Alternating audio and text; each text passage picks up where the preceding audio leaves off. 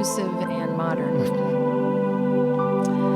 Christ, the idea of universal sonship and daughtership, the entire creation, both visible and invisible. There is one Father of all. This one Father, conceiving within himself, gives birth to all the divine ideas. The sum total of all these ideas constitutes the mystic Christ. Jesus understood his own nature. He knew that as the human embodies the divine, it manifests the Christ nature. Jesus never thought of himself as different from others. His whole teaching was that what he did, others could do. He located God and the kingdom of heaven within himself. He plunged beneath the material surface of creation and found its spiritual cause. This cause is what he calls God, or the Father. It is now 2,000 years since this wonderful man labored in the vineyard of human endeavor, pointing a way to eternal reality. Centuries have passed. Nations have risen, only to decline and fall. Science has solved many problems.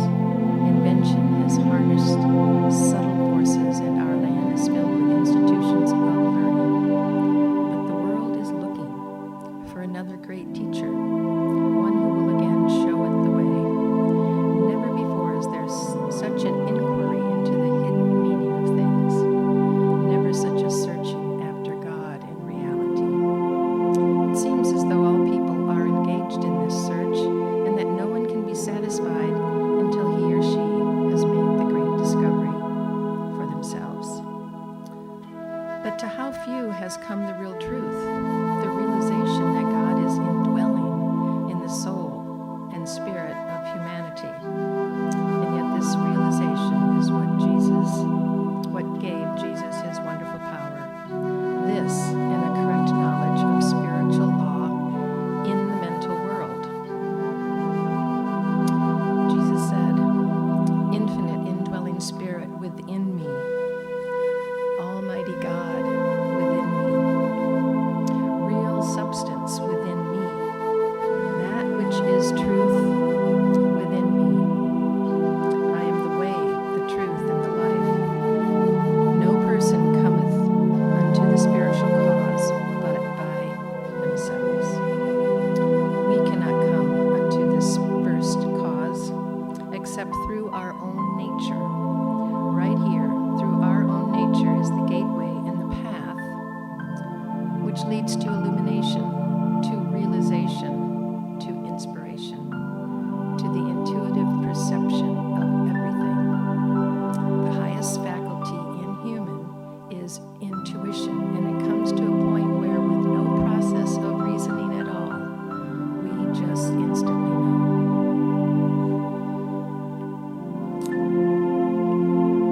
We do believe in the unique personage of Jesus, where the Christ was more fully orbed than in any one of whom we have record.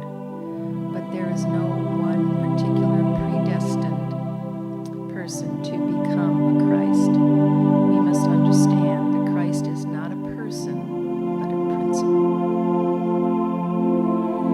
As the human gives way to the divine in all people, they become the Christ. In the case of Jesus, there was such a surrendering of an isolated will that a greater incarnation of the divine actually took place. The mystic Christ comes from the bosom of the